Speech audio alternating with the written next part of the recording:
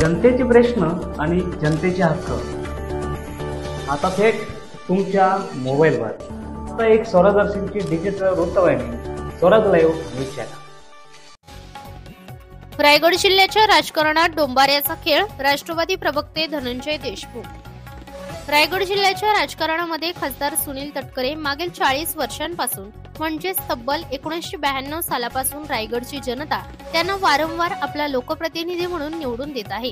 जे तटकरे साहेबांच्या पायाला हात लावून मोठे झाले, त्यांनी तटकरे साहेबांवर टीका करण्याची ही जी काय आता नवीन शृंखला चालू केली आहे ती कुठेतरी थांबवावी, अन्यथा त्यांना याच्याही पेक्षा परखड शब्दांमध्ये भविष्यात उत्तरे दिली जातील, असा इशारा राष्ट्रवादी काँग्रेसचे प्रवक्ते धनंजय देशमुख यांनी शिवसेना शिंदे गटाचे अलिबागचे आमदार महेंद्र दळवे यांना रोह्यात येऊन तटकरेंवर केलेल्या टीकेबद्दल बोलताना दिल्या.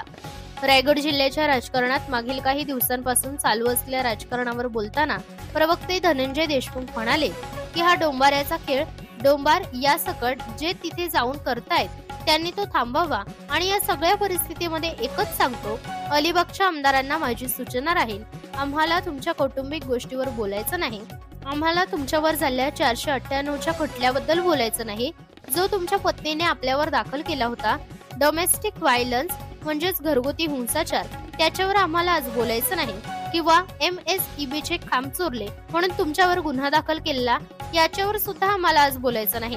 पण जर वेळ आली तर पुन्हा एकदा रोहेकरांचा सोडा पण अलिबाग सरांना सुद्धा आठवण करून द्यायला राष्ट्रवादी काँग्रेस पक्ष अलिबाग मध्ये येऊन तुम्हाला उत्तर देईल, एवढंच या निमित्ताने सांगत असल्याचे राष्ट्रवादी काँग्रेस अजित पवार गटाचे प्रवक्ते धनंजय देशमुख यांनी सांगितले.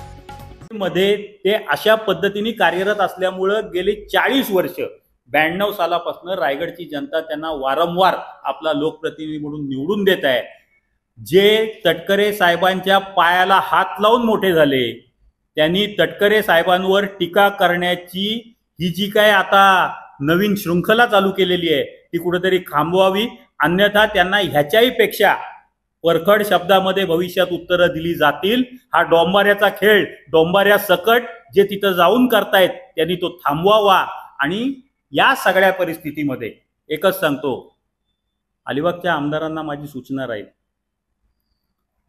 आम्हाला तुमच्या कौटुंबिक गोष्टीवर बोलायचं नाही, आम्हाला तुमच्यावर झालेल्या 498च्या खटल्याबद्दल बोलायचं नाही, जो तुमच्या पत्नीनी आपल्यावर दाखल केला होता डोमेस्टिक व्हायलन्सचा, त्याच्यावर आम्हाला आज बोलायचं नाही, किंवा MSEBनी खांब चोरले म्हणून तुमच्यावर गुन्हा दाखल केलेला, याच्यावर सुद्धा आम्हाला आज बोलायचं नाही.